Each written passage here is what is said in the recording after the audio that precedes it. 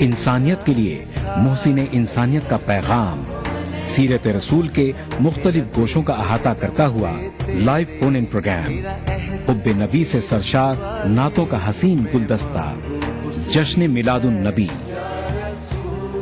हर पीर से जुमा रात 10:30 बजे सिर्फ ETV उर्दू पर। सवाल आपके जवाब हमारे। नाजरीन अस्सलाम वालेकुम। दीनी सवाल जवाब के आज के प्रोग्राम में मैं अर्जुमंद अली खां आपका तहे दिल से इस्तकबाल करता हूं। नाजरीन, आज आपके सवालात के जवाबात देने के लिए हमने अपने स्टूडियो में मदऊ किया है प्रोफेसर बदरुद्दीन अल हाफिज साहब को, जो कि जामिया मिल्लिया इस्लामिया में काफ़ी लंबे अरसे तक इस्लामियात की तालीम दे चुके हैं और आप बनारस हिंदू यूनिवर्सिटी में शोबा अरबी के हेड ऑफ द डिपार्टमेंट भी रहे हैं। साथ ही आपने फ़िक़ी उलूम पर कुछ किताबें भी लिखी हैं। तो आइए नाजरीन, आज अपने इस प्रोग्राम का आगाज करते हैं पहले खत से। हाफिज साहब, पहला खत आज हमारे पास है हबीब अनवर साहब का कर्नाटक से। ये लिखते हैं कि क्या प्रोविडेंट फंड की रकम पर ज़कात फर्ज है और मैं इसी साल रिटायर हुआ हूं और मुझे तकरीबन 2 लाख रुपए मिले हैं, तो उसकी ज़कात मैं जो हूं कब से दूंगा? देखिए, प्रोविडेंट फंड की रकम वो खुद आप ही की रकम है, उस पर ज़कात फर्ज है। और जिस वक्त वो आपके पास आ गई तो अब तो वैसे तो जब वो बैंक में थी और आपके हाथ में नहीं थी तो गोया वो भी आप ही की मिल्कियत थी, लिहाजा उस पर ज़कात तो फर्ज है। अब रहा ये कि अब वो आपके पास आ गई है, आपके हाथ में है, तो ज़कात तो उस पर से उसका हिसाब लगा के उसी तरह से जैसे 7.5 तोले सोना और 52.5 तोले चांदी जिसके पास हो उसको ज़कात फर्ज हो जाती है, तो वो आपके ऊपर भी ज़कात फर्ज हो गई और उसके रकम हिसाब लगा के अदा कीजिए। अच्छा हाफिज साहब, ये बात तो रही प्रोविडेंट फंड की। कोई भी अगर सरकारी नौकरी में होता है तो जब वो रिटायर होता है तो प्रोविडेंट फंड की रकम तो उसे मिलती ही है, साथ में उसे तातिलात और जो रुख्सतें होती हैं उसकी रकम भी उसको दी जाती है। एक सरकार जो है एक लमसम अमाउंट उसको दे देती है, तो क्या उस रकम पर भी ज़कात दी जाएगी? देखिए, वो रकम अब उसकी मिल्कियत हो गई, सरकार ने उसको बतौर तोहफे के कहिए जो भी कहिए या अपना जो एक कवायद बना रखे हैं उन्होंने उसके मुताबिक वो देते हैं, तो वो रकम उसकी हो गई। जब उसकी हो गई तो उसमें वो ज़कात अदा करेगा। उसके हाथ में आ गई तो ज़कात अदा करेगा उसकी। बहुत बहुत शुक्रिया हाफिज साहब। अगला खत हमारे पास आया है सैयद मसूद अली कादरी साहब का आदिलाबाद से। ये लिखते हैं कि क्या फैमिली प्लानिंग करना इस्लाम के खिलाफ है, और अगर कोई डॉक्टर इस बात की इजाजत दे क्या तब भी इससे मना है? देखिए, फैमिली प्लानिंग का मामला ऐसा है कि इस्लाम में तो उसका कोई तसव्वुर नहीं है, बल्कि हज़रत सल्लल्लाहु अलैहि वसल्लम ने तो यहाँ तक फरमाया कि ऐसी औरतों से शादी करो जिनकी औलाद ज्यादा हो। रिस्क देने वाला इन्नल्लाहु वर्रज़्ज़ाक़ु ज़ुल क़ुव्वतिल मतीन, अल्लाह ताला रिस्क देने वाला है। अब रहा ये कि अगर कोई औरत, लेकिन ऐसा भी नहीं कि फैमिली प्लानिंग की गुंजाइश ही बिल्कुल ना हो और बिल्कुल उसका हुक्म ही ना हो। उलमा ने ये लिखा है कि अगर कोई औरत मरीज है और ज़्यादा बच्चे होने से उसकी सेहत ख़राब हो चुकी है या मज़ीद ख़राब होने का ख़तरा है और डॉक्टर मना करते हैं कि भाई इसकी औलाद ज़्यादा नहीं होनी चाहिए, तो ऐसी औरत के लिए अगर उसमें कुछ ज़राए इख्तियार किए जाएँ, वो वसाइल इख्तियार किए जाएँ कि उसके औलाद न हो, अब ये बंद हो जाए उसकी सेहत के नुक्ते नज़र से, तो उसमें कोई हरज नहीं किया जा सकता है।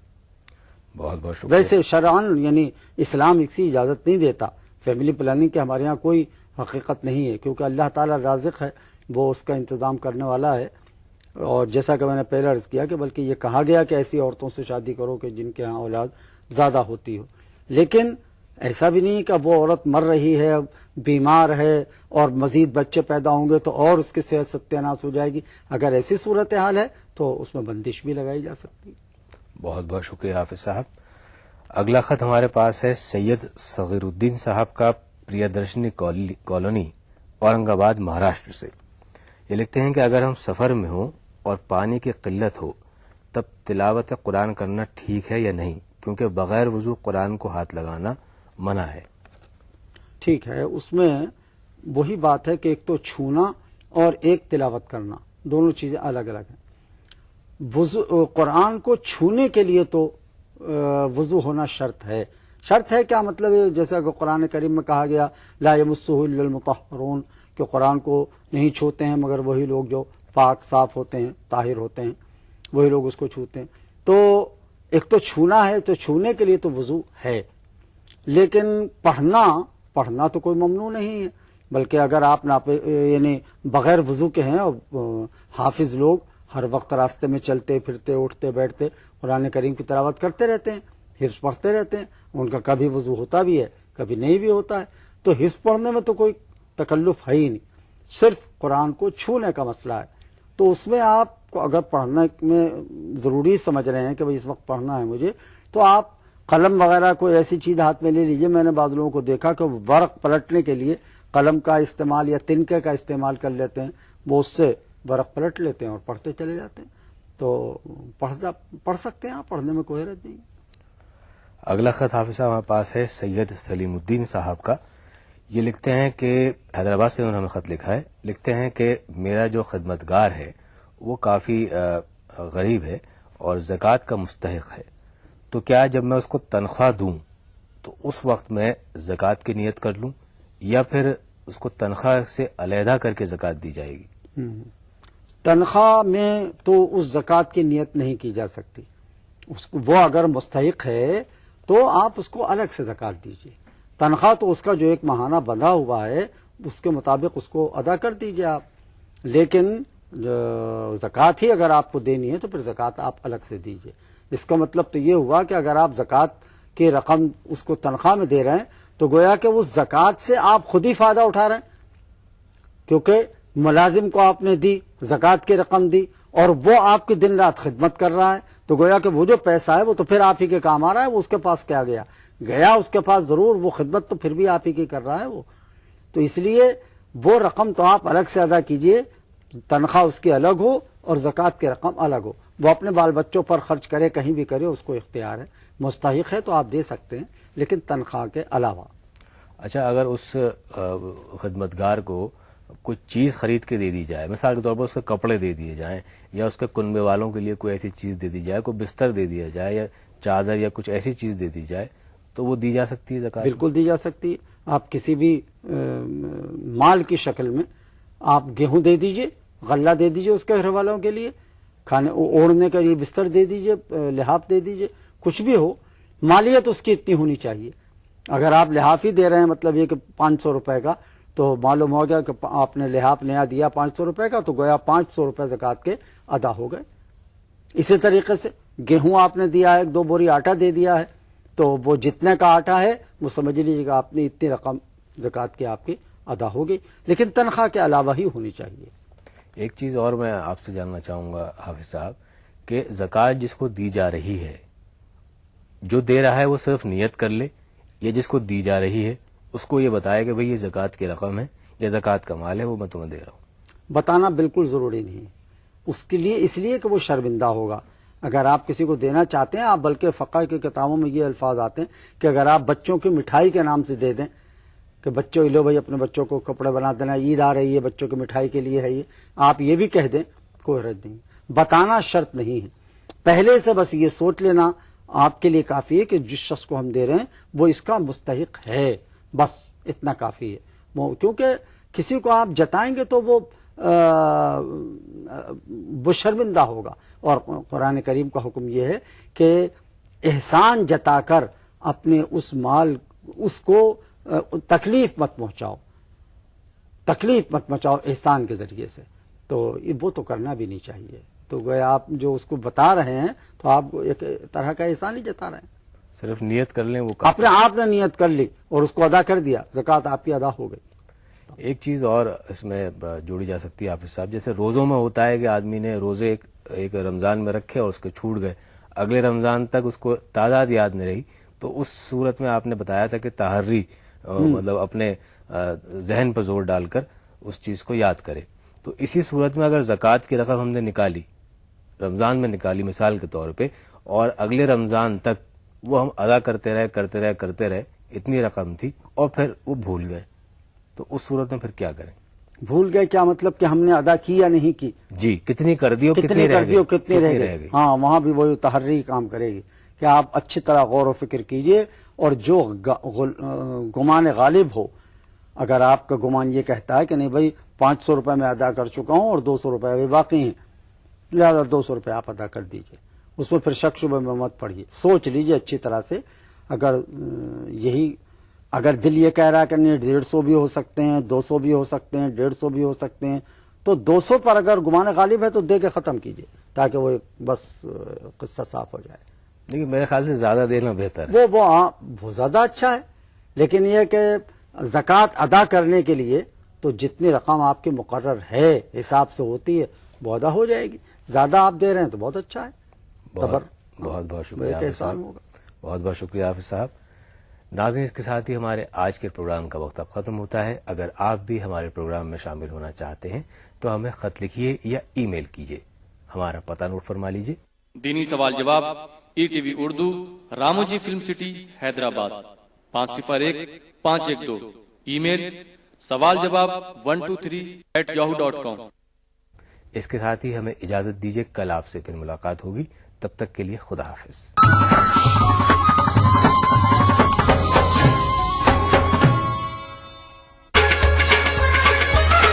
گر فردوس بر روئے زمیں است، ہمی استو ہمی استو ہمی است۔ جموں کشمیر کے ہر واقعے اور ہر پہلو پر ای ٹی وی کی نظر، دیکھیے ای ٹی وی اردو کشمیر روزانہ شام 7 بجے اور صبح 7:30 بجے صرف ای ٹی وی اردو پر۔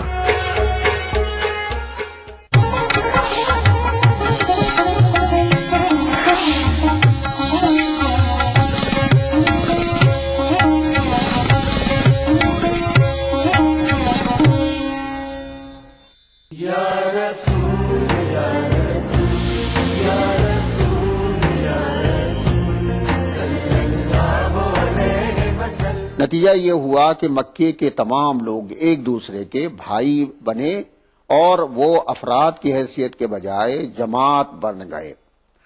مکے میں ایک دوسرے کا خیال رکھنا، ان کی مدد کرنا، ان کے ایک دوسرے کے کام آنا اور جماعت کا جو ایک دوسرے پر فرض ہوتا ہے، جو حقوق ہوتے ہیں ان کو ادا کرنا، یہ بنیادی کام تھا۔ یہی وجہ ہے کہ رسول اکرم صلی اللہ علیہ وسلم نے جب غریب مسلمانوں کو جو دوسروں کے قبضے میں تھے، غلام تھے، مسکین تھے، کمزور تھے، ان کو مظالم سے، قریش کے مظالم سے بچانے کی کوشش کی، تو حضرت ابوبکر صدیق رضی اللہ عنہ کو اشارہ دیا، اور دوسرے بزرگوں کو بھی ذکر ملتا نہیں ہے روایات میں، لیکن بہرحال یہ واقعہ اپنی جگہ پر مسلمہ ہے کہ رسول اکرم صلی اللہ علیہ وسلم نے تمام مالداروں کو اس بات کا اشارہ دیا تھا، ان کو ہدایت بھی فرمائی تھی کہ وہ ان غریب مسلمانوں کو ظلم ستم سے بچائیں۔ تو حضرت بلال، حضرت ذنیرہ اور دوسرے تمام ایسے غلاموں کو اور باندیوں کو آزاد کرایا گیا، اور یہ اصل بنیادی امت کی تعمیر و تشکیل کا ایک حصہ تھا۔ اسی طرح سے جب مسلمانوں پر ظلم زیادتی بہت زیادہ ہونے لگی اور نوجوانوں کو خاص طور سے پریشانی شروع ہوئی، تو رسول اکرم صلی اللہ علیہ وسلم نے ایک خاص مرحلے میں جا کر کے لوگوں سے یہ کہا کہ وہ جو جن کا بس ہو، وہ اور جو استطاعت رکھتے ہوں، جو کچھ کر سکیں، وہ ہجرت کر جائیں اور حبشہ کی طرف ہجرت کریں۔ حبشہ کا انتخاب رسول اکرم صلی اللہ علیہ وسلم کی فراست و دانائی اور اس کے ساتھ ساتھ اقلیتی شعور کا بے انتہا عمدہ مظاہرہ ہے۔ ظاہر بات ہے کہ وہاں ایک عیسائی حکمراں تھا، مسلمان وہاں جاتے، وہاں بھی اقلیت میں ہوتے، لیکن جو بنیادی چیز آپ نے فرمائی تھی اس پر دھیان رکھنا چاہیے، اور یہی حکمت کی بات تھی کہ وہ عیسائی بادشاہ ہونے کے باوجود انتہائی عادل، منصف مزاج اور لوگوں کی خیال کرنے والا ہے، اور وہاں تم ان لوگوں کے مظالم سے محفوظ رہو گے۔ لہذا قریش کے بڑے بڑے خاندانوں کے نوجوان لوگ جو اپنے خاندان والوں سے پریشان تھے، اس لیے کہ دوسرے تو ان پر ظلم کر نہیں پاتے تھے، خود ان کے اپنے خاندان والے ہی ان پر ظلم کرتے تھے، نتیجہ یہ ہوا کہ یہ لوگ ہجرت کر گئے، اور تب پہلے 14 حضرات اور خواتین گئے، اس کے بعد پھر 86 آدمی اور گئے، اس طرح سے رفتہ رفتہ وہاں 100-125 آدمیوں کی تعداد ہو گئی، اور پھر انہوں نے بحیثیت ایک مکی مہاجر اقلیت کے طور پر حبشہ میں زندگی گزاری۔ اب زندگی گزارنے کے سلسلے میں بہت ہی اہم باتیں ہیں۔ ایک طرف تو مسلمانوں کا آپس میں تعلق تھا، دوسری طرف جس اکثریت کے ساتھ وہ رہے تھے اس کے ساتھ ان کا تعلق ہونا چاہیے تھا، اور اس کے لیے کیا ہدایت ملی، اور وہاں کی جو طاقت و نظام تھا، سیاسی نظام، معاشی نظام یا سماجی نظام، اس میں مسلمانوں نے کس طرح سے اپنے آپ کو ہم آہنگ کیا۔ یہی کام، تینوں کام رسول اکرم صلی اللہ علیہ وسلم نے مکے میں بھی کیے تھے، اس لیے کہ یہاں بھی بڑی اقلیت مسلمانوں کی موجود رہی، جس میں قریش کے اور دوسرے لوگ، قبائل کے لوگ موجود تھے، اور سارا اقتدار و اختیار ان کے ہاتھ میں تھا۔ مسلمان تو بہرحال کمزور تھے اور ان کے ہاتھ میں اختیار و اقتدار نہیں تھا، لہذا آپس میں دینی بھائی بننے کے باوجود سماجی طور سے مسلمانوں کو اور سیاسی طور سے مسلمانوں کو اپنے پڑوسیوں کے ساتھ، اکثریت کے ساتھ تعلقات استوار کرنے تھے، بنانے تھے۔ یہ تعلقات کیسے بنائے؟ رسول اکرم صلی اللہ علیہ وسلم نے سب سے پہلا کام تو یہ کیا کہ مسلمانوں کی تمام جماعت کے لیے اور ان کے افراد کے لیے قریش سے جو ان کا نظام تھا، جس کو ہم عام طور سے سماجی تحفظ کا نظام کہتے ہیں اور انگریزی میں اس کو سوشل سیکورٹی سسٹم کے نام سے یاد کیا جاتا ہے، کہ مسلمانوں پر ظلم زیادتی نہ ہو، ان کے جان و مال محفوظ رہے، تو اس کا نظام قبائلی نظام تھا۔ قبائلی نظام یہ تھا کہ فرد کسی بھی قبیلے کا ہو، کسی بھی قبیلے کا رکن ہو، اگر وہ کچھ بھی کرے تو اس پر اس کی حفاظت کرنا قبیلے کا فرض تھا، اور فرد کا، انڈیویجول کا یہ فرض تھا کہ وہ اپنے قبیلے کا وفادار رہے۔ یہاں تک کہ صورتحال یہ تھی کہ اگر کوئی شخص کوئی گناہ کرتا تھا، قتل کرتا تھا، لوٹ مار کرتا تھا، برے کام کرتا تھا، تب بھی قبیلہ اس کی حفاظت کرتا تھا۔ رسول اکرم صلی اللہ علیہ وسلم نے اس سماجی نظام سے بڑا فائدہ اٹھایا اور آپ نے مسلمانوں کو تحفظ دلایا۔ خود رسول اکرم صلی اللہ علیہ وسلم نے کو تحفظ اسی سماجی نظام کے تحت حاصل تھا۔ ابو طالب جو بنو ہاشم کے سردار تھے اور اس کے ساتھ ساتھ بنو مطلب کے، یہ بنو عبد مناف کے دو بڑے خاندان تھے، ان کے علاوہ دو بڑے خاندان اور بھی تھے۔ اب بنو عبد مناف بزرگ تر خاندان رسالت کہلاتا ہے، جس میں بنو ہاشم اور بنو عبد مطلب کے علاوہ بنو نوفل اور بنو عبد شمس تھے، جو بنو امیہ کے نام سے بعد میں زیادہ مشہور ہوئے۔ تو ابو طالب خود مسلمان نہیں ہوئے تھے اور آخر وقت تک سنی مسلمانوں اور دوسرے زیادہ تر مسلمانوں کے عقیدے کے مطابق وہ مسلمان نہیں ہوئے، لیکن انہوں نے رسول اکرم صلی اللہ علیہ وسلم کی حفاظت و حمایت کی، اور نہ صرف رسول اکرم صلی اللہ علیہ وسلم کی حفاظت و حمایت کی بلکہ بنو ہاشم اور بنو مطلب کے تمام مسلمانوں کی حفاظت و حمایت کی اور ان کو قریش کے مظالم سے بچایا۔ رسول اکرم صلی اللہ علیہ وسلم فرماتے بھی تھے کہ میں تو ابو طالب کے سایہ عاطفت میں اور ان کی حمایت میں محفوظ ہوں اور دوسرے لوگ بھی محفوظ ہیں، لیکن جن لوگوں کو یہ حفاظت حاصل نہیں ہے ان کو ہجرت کا آپ نے حق دیا اور ہجرت کے لیے بھیجا۔ جو مکے میں جو لوگ رہ گئے تھے ان کو رسول اکرم صلی اللہ علیہ وسلم نے اسی سوشل سیکورٹی سسٹم یا سماجی تحفظ کے نظام کے تحت لوگوں کو تحفظ فراہم کیا اور ان کی مال و جان کو محفوظ رکھا۔ خود قریش کے بڑے اکابر کو، ان کے مشائخ و شیوخ کو، سرداروں کو اس بات کا احساس تھا کہ دین کا اختلاف اور مذہب کا اختلاف ہے، بالکل ہے، بلا شبہ ہے، اور رسول اکرم صلی اللہ علیہ وسلم کی ذات مبارک سے اور آپ کے پیغام سے قریش کے خاندان میں اور قریش کے قبیلے میں بڑا افراتفری و انتشار، سماجی انتشار پیدا ہو گیا ہے۔ اس کے باوجود قریش کے اکابر یہ محسوس کرتے تھے کہ ان پر محض دین کے اختلاف کی وجہ سے، مذہب کی مخالفت میں ظلم و زیادتی نہیں ہونی چاہیے۔ یا رسول یا رسول یا رسول یا رسول صلی اللہ علیہ وسلم۔ جسم پر مٹی ملیں گے پاک ہو جائیں گے ہم، اے زمین ایک دن تیری خوراک ہو جائیں گے.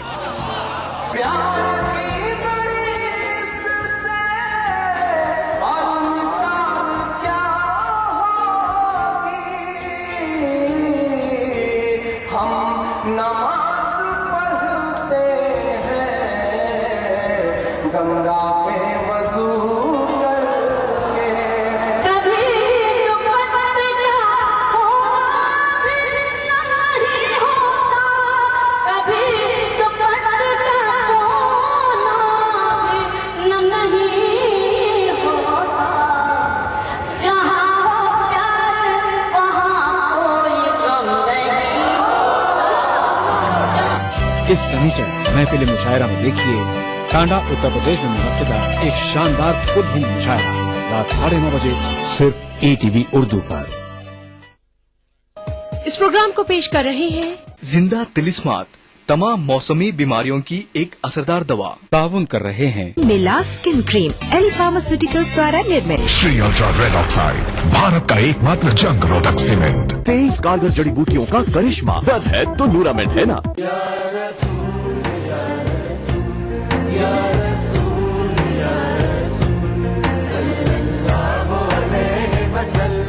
सारी कायनात मसरूर है, जश्न मिलाद रसूल है. नबियों के सरदार निगाह इश्क व मस्ती में वही अव्वल वही आखिर, वही कुरान वही फुरकान, वही यासीन वही ताहा. मैं आया तेरे दरबार, मैं आया तेरे दरबार, मेरी तुझ पे इंसानियत के लिए मोहसिन इंसानियत का पैगाम सीरत रसूल के मुख्तलिफ गोशों का अहाता करता हुआ लाइव फोन इन प्रोग्राम हुब्बे नबी से सरशार नातों का हसीन गुलदस्ता जश्न मिलादुन नबी हर पीर से जुमा रात 10:30 बजे सिर्फ ETV उर्दू पर.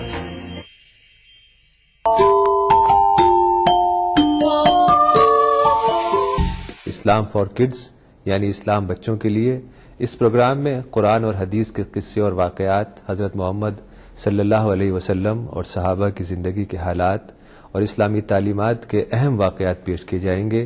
اس میں ہمارے لیے سبق ہے، گائیڈنس ہے اور رہنمائی کا سامان ہے.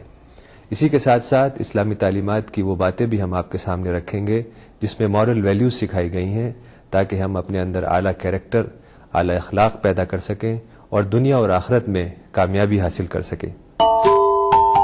اسلام فار کڈز ہر اتوار صبح 9 بجے صرف ETV اردو پر. या रसूल या रसूल या रसूल या रसूल सल्लल्लाहु अलैहि वसल्लम. नतीजा ये हुआ कि मक्के के तमाम लोग एक दूसरे के भाई बने और वो अफराद की हैसियत के बजाय जमात बन गए.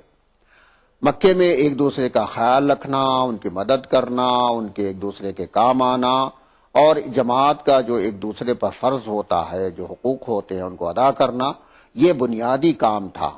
यही वजह है कि रसूल अकरम सल्लल्लाहु अलैहि वसल्लम ने जब गरीब मुसलमानों को जो दूसरों के कब्जे में थे, गुलाम थे, मिस्कीन थे, कमजोर थे, उनको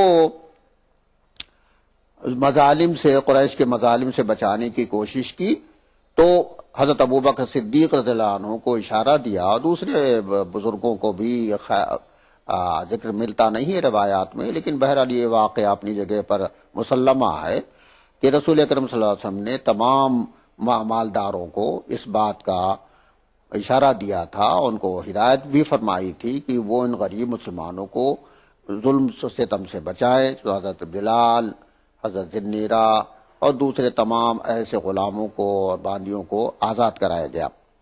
और ये असम बुनियादी उम्मत की तामीर और तशकील का एक हिस्सा था. इसी तरह से जब मुसलमानों पर जुल्म ज़्यादती बहुत ज़्यादा होने लगी और नौजवानों को ख़ास तौर से परेशानी शुरू हुई तो रसूल अकरम सल्लल्लाहु अलैहि वसल्लम ने एक ख़ास मरहले में जा कर के लोगों से यह कहा कि वो जो जिनका बस हो वो और जो इस्तिताअत रखते हों, जो कुछ कर सके, वो हिजरत कर जाएं और हबशा की तरफ हिजरत करें.